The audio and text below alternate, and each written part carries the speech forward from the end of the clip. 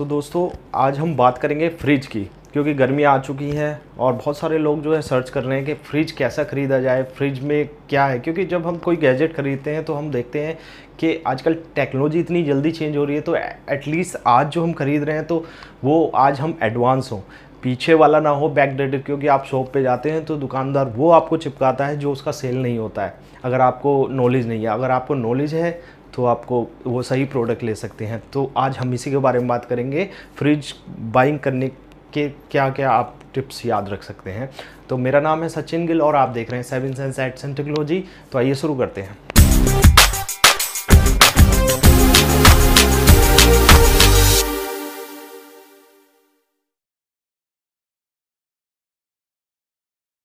दोस्तों हमारे चैनल को सब्सक्राइब कीजिए और सब्सक्राइब के आगे बेल बटन का आइकन है, उसको प्रेस करना मत भूलिएगा, क्योंकि जब भी कोई नई वीडियो आएगी तो इंस्टेंटली आपके मोबाइल पे वो दिखाई देगी। तो दोस्तों जब आप फ्रिज खरीदने जाए तो फ्रिज खरीदने में कुछ पॉइंट्स को आपको ध्यान रखना पड़ेगा। नंबर पहला है कि कैपेसिटी।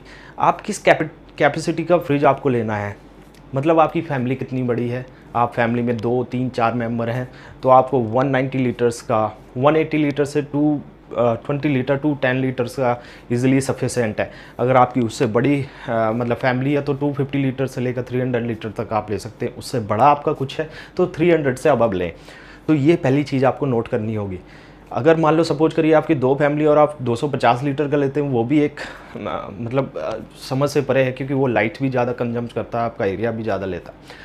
अब दूसरी बात करते हैं कि जब आप फ्रिज मान लो आपने डिसाइड कर लिया कि कैपेसिटी उसकी इतनी लेनी है, तो उसके बाद आप डिसाइड करें कि आपको सिंगल डोर लेना है कि डबल डोर लेना है, ट्रिपल डोर। वो आपकी कैपेसिटी पे डिसाइड है। सपोज आपने 190 या 210 वाला लिया है तो उसमें आपको सिंगल डोर या डबल डोर मतलब 190 180 वाले में तो सिंगल डोर मिलेगा, 210 वाले में डबल डोर के ऑप्शन होंगे। उससे ऊपर वाले आपके डबल डोर होंगे, 250 वाला डबल डोर होगा, 300 वाला ट्रिपल डोर में भी आ सकता है। उससे ऊपर अगर जाएंगे तो मल्टीपल डोर होते हैं, जिसमें आपने देखा होगा कि ऊपर भी डोर है, बीच में भी डोर है, साइड में भी डोर है।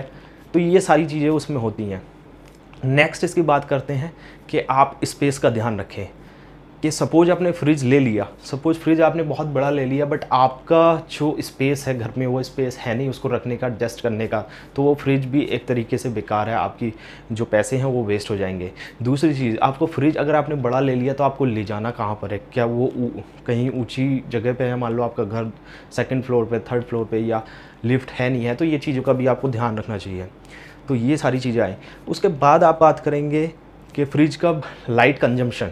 अगर लाइट कंजम्पशन देखना है, आप जब भी फ्रिज खरीदे तो 5 स्टार रेटेड सोचिएगा कि हमें वही खरीदना है, या 4 स्टार तो आप एटलीस्ट लीजिए, क्योंकि फ्रिज जितना कम कंजम्पशन लेगा, क्योंकि फ्रिज 24 आवर्स जब तक लाइट आती है चलता ही चलता है। तो आप लाइट का भी उसमें ध्यान रखें, क्योंकि जब लाइट ज़्यादा वो कंज्यूम करेगा आपका बिल ज़्यादा आएगा, तो उसमें भी एक चीज़ है। और यहाँ पे ये फैक्टर भी काम करेगा कि सपोज आपकी फैमिली छोटी है और फ्रिज आपने बड़ा ले लिया, स्पेस भी गया, लाइट भी कंज्यूम ज़्यादा करेगा, बहुत सारी चीज़ें उसमें देखने वाली हैं, आपका पैसे भी ज़्यादा जाने वाले हैं। आप इससे नेक्स्ट हम बात करेंगे कि आप फ्रिज कैसा लें, आपकी रिक्वायरमेंट है क्या। आप डबल डोर वाला फ्रिज ले रहे हैं, आप 3 डोर वाला फ्रिज ले रहे हैं, या मल्टीपल डोर वाला ले रहे हैं, तो उसमें कुछ फैसिलिटीज़ हैं कि आपको ये देखना है कि मेरे घर पे जो फूड का कंजम्पशन है वो किस तरीके से होता है।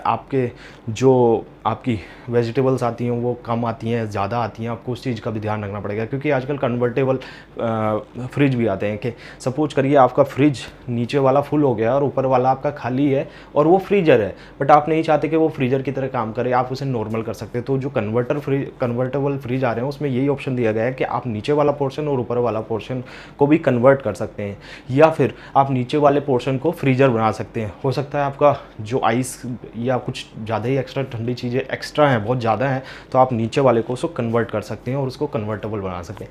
ये थोड़े कॉस्टली होते हैं।